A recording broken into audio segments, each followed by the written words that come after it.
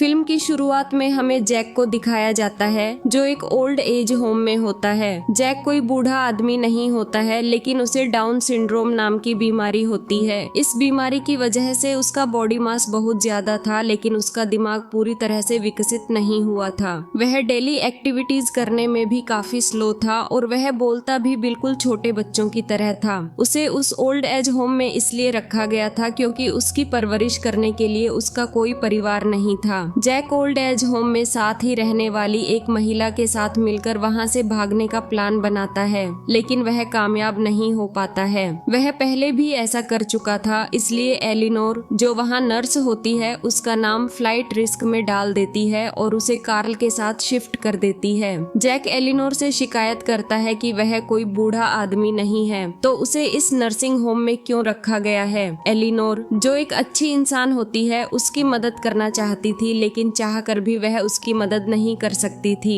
इसके बाद हमें टाइलर को दिखाया जाता है जो झील में दूसरे लोगों के जाल में से केकड़ों को चुरा रहा होता है। इसी दौरान वहां पुलिस आ जाती है और वह पुलिस को देखकर भाग जाता है। बाद में जब टाइलर मछलियां साफ कर रहा होता है तो विंकी वहां आता है और उसे बताता है कि डंकन और रैट बॉय को पता चल गया है कि तुम उनके केकड़े चुरा रहे थे और वे दोनों तुम्हें ढूंढ रहे हैं। बाद में विंकी उससे कहता है कि तुम्हें फिशिंग का काम छोड़कर कुछ और काम करना चाहिए और अपनी लाइफ को सही पटरी पर लाना चाहिए। आगे वह कहता है कि तुम्हें यह सब करते हुए देखकर तुम्हारे भाई को भी अच्छा नहीं लग रहा होगा। असल में टाइलर के भाई मार्क की एक एक्सीडेंट में मौत हो गई थी और उस एक्सीडेंट के बाद उसके फिशिंग लाइसेंस को डंकन और रैट बॉय ने खरीद लिया था, क्योंकि टाइलर के पास लाइसेंस खरीदने के लिए पैसे ही नहीं थे। उस घटना के बाद से टाइलर अपनी लाइफ को जी ही नहीं रहा होता है, उसकी जिंदगी बस चल रही होती है। उधर जैक टीवी पर रेसलिंग के मैच देख रहा होता है। असल में वह एक रेसलर बनना चाहता था और इसके लिए वह साल्ट वाटर रेडनेक नाम के रेसलिंग स्कूल में जाना चाहता था। इसलिए वह टीवी पर हमेशा उस स्कूल के कोच की वीडियो ही देखता रहता था और उन वीडियोज को देखकर उसका रूममेट कार्ल पक चुका था।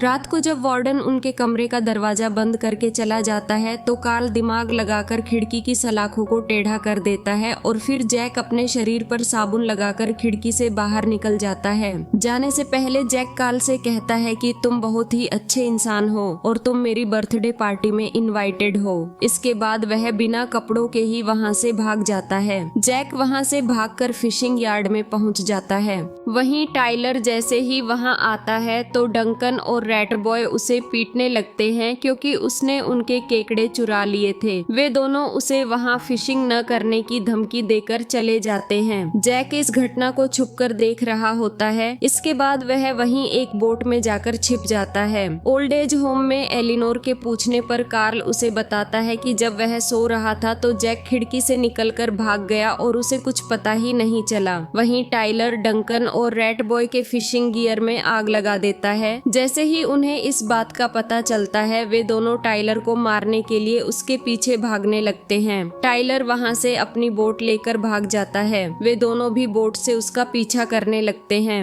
टाइलर उनसे बचते हुए बोट को लेकर बड़ी बड़ी घास में जाकर छुप जाता है, लेकिन तभी जैक बाहर निकल आता है जो उसी बोट में छिपा हुआ था। जैक कुछ न बोले इसलिए टाइलर उसका मुंह बंद कर देता है। डंकन और रैट बॉय के जाने के बाद वे दोनों चुपचाप वहां से निकल जाते हैं। एलिनोर का बॉस एलिनोर को डांटता है और उसे जैक को ढूंढने के लिए कहता है, लेकिन वह इस बात को अथॉरिटीज को नहीं बताता है क्योंकि इससे उसकी शाखा खराब हो सकती थी। टाइलर और जैक की बोट खराब हो जाती है, इसलिए टाइलर जरूरी सामान लेकर पैदल ही वहां से जाने लगता है। जैक भी उसके पीछे पीछे जाने लगता है। जैक टाइलर के बिना पूछे उसे अपने बारे में सब कुछ बताने लगता है। वह उसे रेसलिंग स्कूल के बारे में भी बताता है। थोड़ी देर चलने के बाद जब वे लोग पानी से बाहर निकल जाते हैं तो टाइलर उससे कहता है कि अब वे दोनों यहाँ से अपने अपने रास्ते जाएंगे। जैक उसके साथ चलने के लिए कहता है, लेकिन टाइलर उसे मना कर देता है और वहाँ से चला जाता है। जैक वहीं पास में खेल रहे कुछ बच्चों के पास चला जाता है। टाइलर को सड़क पर जाने के बाद जल्दी ही लिफ्ट मिल जाती है। ट्रक का ड्राइवर टाइलर को बताता है कि फिशिंग यार्ड में आग लगने से पूरा यार्ड जल गया है और कुछ लोग उस आदमी को ढूंढ रहे हैं जिसने आग लगाई थी और इसके लिए उन लोगों ने सड़क पे जाम भी लगा रखा है। यह सुनकर टाइलर कुछ भूलने का बहाना करके ट्रक से नीचे उतर जाता है और वापस वहीं वहीं आ जाता है जहां उसने जैक को छोड़ा था। वहां जाकर वह देखता है कि एक बच्चा जबरदस्ती जैक को पानी में कूदा रहा है। टाइलर जल्दी से वहां जाता है और जैक को पानी से बाहर निकालता है क्योंकि जैक को तैरना नहीं आता था। टाइलर उस लड़के को एक मुक्का भी मारता है जिसने जैक को पानी में कूदाया था। इसके बाद टाइलर जैक से कहता है कि वो फ्लोरिडा जा रहा है और उसका रेसलिंग स्कूल रास्ते में ही पड़ेगा, इसलिए वह उसे वहां छोड़ देगा। असल में टाइलर सड़क के रास्ते फ्लोरिडा नहीं जा सकता था क्योंकि वहां डंकन और रैट बॉय उसे ढूंढ रहे थे, इसलिए वह कच्चे रास्तों से होते हुए फ्लोरिडा जाना चाहता था। टाइलर जैक को पहनने के लिए एक टी शर्ट भी देता है और फिर वे दोनों वहां से जाने लगते हैं।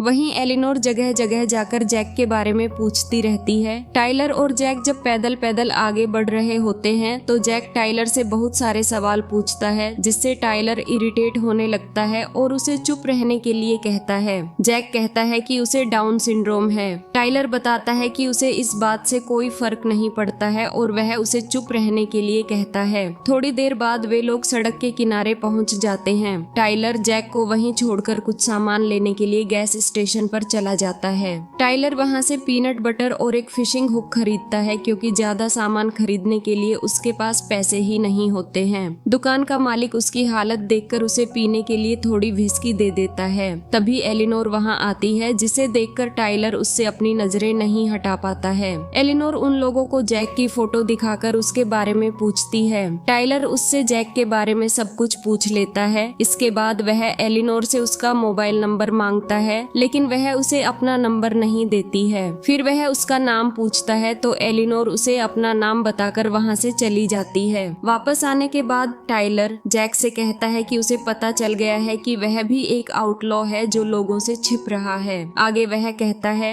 क्योंकि अब हम दोनों एक जैसे हैं इसलिए अब हम पार्टनर हैं। यह सुनकर जैक को काफी अच्छा लगता है। इसके बाद टाइलर जैक को पहनने के लिए जूते देता है और जैक के कहने पर वे दोनों अपने लिए एक स्पेशल हैंडशेक भी बनाते हैं। इसके बाद टाइलर उससे कहता है कि उसे जल्दी जल्दी उसके साथ चलना होगा क्योंकि इतना धीरे चलने पर वे लोग कभी भी कहीं नहीं पहुंच पाएंगे। काफी देर चलने के बाद वे दोनों एक नदी के किनारे पहुंच जाते हैं। टाइलर कुछ पॉलीथीन बैग्स में हवा भर के जैक को दे देता है और फिर एक रस्सी से वे एक दूसरे को बांध लेते हैं। इसके बाद टाइलर खुद तैरते हुए जैक को खींचने लगता है क्योंकि जैक को तैरना नहीं आता था। लेकिन तभी नदी में एक बोट आ जाती है। यह देखकर टाइलर जल्दी जल्दी तैरकर किनारे पर पहुंचता है और फिर पूरी ताकत से जैक को अपनी ओर खींचने लगता है। जैक बोट के नीचे आने से बाल बाल बचता है। जैक को खींचने में टाइलर बुरी तरह से थक जाता है और नीचे गिर जाता है, लेकिन तभी जैक हाथ पकड़कर उसे ऐसे उठा देता है जैसे वह कोई छोटा बच्चा हो। इसके बाद वे दोनों आगे बढ़ने लगते हैं। रात को जब वे दोनों आराम कर रहे होते हैं तो जैक कहता है कि वह एक रेसलर बनना चाहता है लेकिन वह नहीं बन सकता है क्योंकि सभी लोग बोलते हैं कि उसे डाउन सिंड्रोम है। टाइलर उसे बताता है कि वह एक रेसलर बन सकता है क्योंकि उसकी बॉडी में सिर्फ मांस ही मांस है और जब उसने उसे हाथ पकड़कर उठाया था तो उसे ऐसा लगा था जैसे उसका कंधा ही उखड़ गया हो। टाइलर आगे कहता है कि वह कुछ और कर पाए या ना कर पाए लेकिन वह एक रेसलर जरूर बन जाएगा।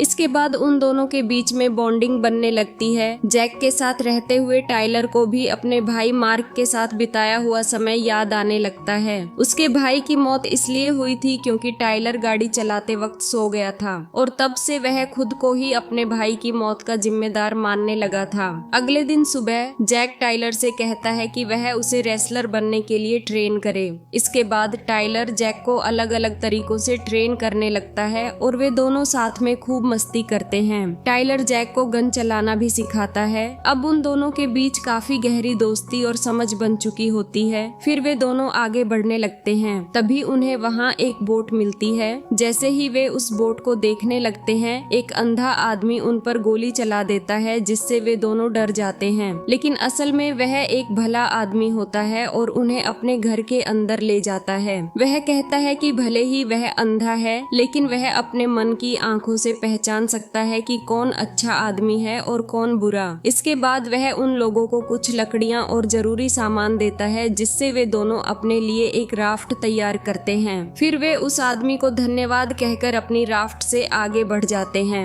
टाइलर को अब जैक के साथ रहते हुए बिल्कुल ऐसा महसूस होता है जैसे वह अपने भाई के साथ हो। रात को वे दोनों एक किनारे रुकते हैं। जैक अपनी एक्सरसाइज करता है। इसके बाद टाइलर उससे पूछता है कि उसका रेसलिंग नाम क्या होगा। जैक अपना रेसलिंग नाम फाल्कन रखता है। फिर टाइलर जैक के लिए पत्तियों से पंख बनाता है, जिससे वह फाल्कन जैसा दिख सके। जैक अपने चेहरे पर पीनट बटर लगा लेता है और कहता है कि वह पीनट बटर फाल्कन है। इसके बाद वे दोनों खूब मस्ती करते हैं और वहीं सो जाते हैं। अगले दिन सुबह एलिनोर वहां आ जाती है और उन दोनों को पकड़ लेती है। वह टाइलर से कहती है कि उसे जैक को वापस ओल्ड एज होम लेकर जाना पड़ेगा, क्योंकि वहीं पर उसकी अच्छे से देखभाल हो सकती है। इस पर टाइलर कहता है कि उसे देखभाल की कोई जरूरत नहीं है, क्योंकि वह कोई बूढ़ा आदमी नहीं है। उसे भी जिंदगी जीने का पूरा हक है और इसीलिए वह उसे लेकर रेसलिंग स्कूल जा रहा है। एलिनोर उससे कहती है कि वह उस पर किडनैपिंग का केस कर सकती है। टाइलर बताता है कि उसे इस बात से कोई फर्क नहीं पड़ता और वह एलिनोर को भी अपने साथ चलने के लिए कहता है। तभी जैक एलिनोर की गाड़ी की चाबियां पानी में फेंक देता है। अब एलिनोर के पास उनके साथ चलने के अलावा और कोई चारा नहीं होता। इसके बाद वे लोग राफ्ट पर बैठकर आगे बढ़ने लगते हैं। रास्ते में एलिनोर टाइलर को बताती है कि वह जैक को कोई बोझ नहीं समझती है, बल्कि वह भी चाहती है कि जैक एक अच्छी जिंदगी जिए, लेकिन इसके लिए जैक को स्पेशल केयर की जरूरत है। टाइलर उसकी बातों से सहमत नहीं होता और कहता है कि जैक एक नॉर्मल जिंदगी जी सकता है। वहीं दूसरी ओर डंकन और रैट बॉय को पिछली रात उनके छोड़े हुए निशान मिल जाते हैं। उधर टाइलर, जैक और एलिनोर रास्ते में काफी मस्ती करते हैं। फिर एक जगह रुकने पर एलिनोर जैक के साथ डांस करती है और टाइलर बैठकर उन्हें मुस्कुराते हुए देखता रहता है। रात को जब सब सो रहे होते हैं, अचानक टाइलर को कुछ आवाजें सुनाई देती हैं। वह बाहर जाता है तो देखता है कि उनकी राफ्ट में आग लगी हुई है। तभी अचानक डंकन और रैट बॉय वहां आ धमकते हैं और टाइलर को गन पॉइंट पर ले लेते हैं।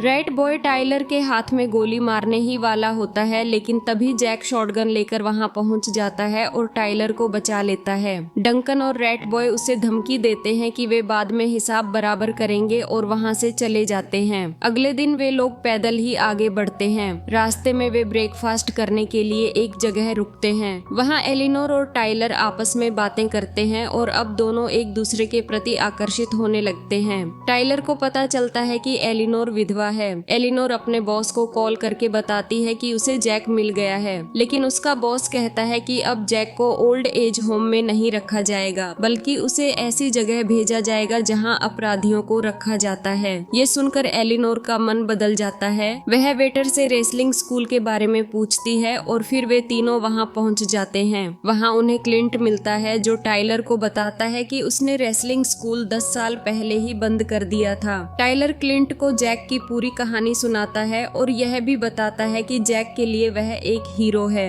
लेकिन क्लिंट कोई मदद नहीं करता और वे लोग निराश होकर वहां से जाने लगते हैं। एलिनोर जैक से कहती है कि यहाँ कोई रेसलिंग स्कूल नहीं है, इसलिए अब उन्हें वापस जाना चाहिए, लेकिन जैक मना कर देता है। वह कहता है कि वह उनके साथ ही एक परिवार की तरह रहना चाहता है। तभी क्लिंट अपनी गाड़ी लेकर वहां पहुंच जाता है। उसने साल्ट वाटर रेडनेक वाला गेटअप पहन रखा होता है। जैक उसे देखते ही पहचान जाता है और कहता है कि वह उसका बहुत बड़ा फैन है। उसने उसकी सारी वीडियोस देखी हैं। इसके बाद क्लिंट उन सबको अपने घर ले जाता है और जैक को रेसलिंग की ट्रेनिंग देने लगता है। शाम को जब सभी लोग एक साथ एंजॉय कर रहे होते हैं तो जैक कहता है कि वह अब फाइट करने के लिए तैयार है। क्लिंट कहता है कि वह कल सैम के साथ फाइट कर सकता है। टाइलर को इससे कोई दिक्कत नहीं होती, लेकिन एलिनोर को लगता है कि यह सब सही नहीं है। फिर भी टाइलर और क्लिंट मिलकर जैक को फाइट के लिए तैयार करने लगते हैं। अगले दिन वे सभी उस जगह पहुंच जाते हैं जहां रेसलिंग के मैच होने वाले होते हैं।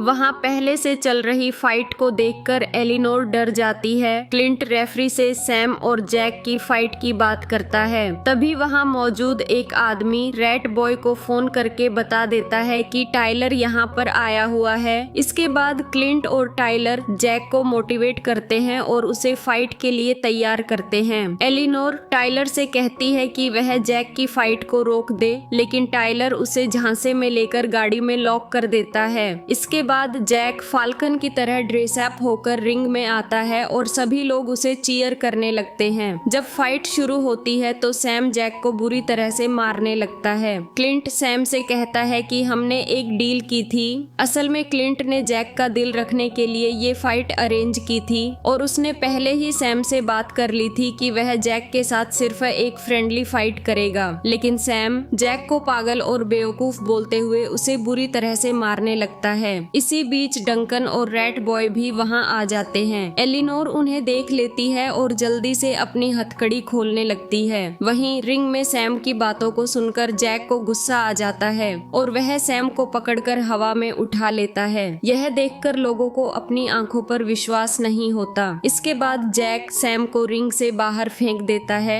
इसी बीच डंकन वहां जाकर टाइलर पर हमला कर देता है। एलिनोर और जैक टाइलर को अस्पताल लेकर जाते हैं और जैक टाइलर के ठीक होने के लिए भगवान से प्रार्थना करता रहता है। फिर हमें कुछ समय बाद का सीन दिखाया जाता है जब एलिनोर और जैक गाड़ी से जा रहे होते हैं। तभी उन्हें फ्लोरिडा का साइन बोर्ड दिखाई देता है। जैक पीछे की सीट पर लेटे हुए टाइलर को बताता है कि वे लोग फ्लोरिडा पहुंच गए हैं। असल में टाइलर और एलिनोर ने मिलकर जैक की परवरिश की जिम्मेदारी ले ली होती है और वे लोग अब एक परिवार की तरह रहने के लिए फ्लोरिडा जा रहे होते हैं। और इसके साथ ही ये मूवी खत्म हो जाती है। अगर आपको हमारा ये मूवी एक्सप्लेनेशन अच्छा लगा हो तो इस वीडियो को लाइक और शेयर जरूर कर देना और ऐसे ही अन्य वीडियोस के लिए इस चैनल को सब्सक्राइब कर लेना। धन्यवाद।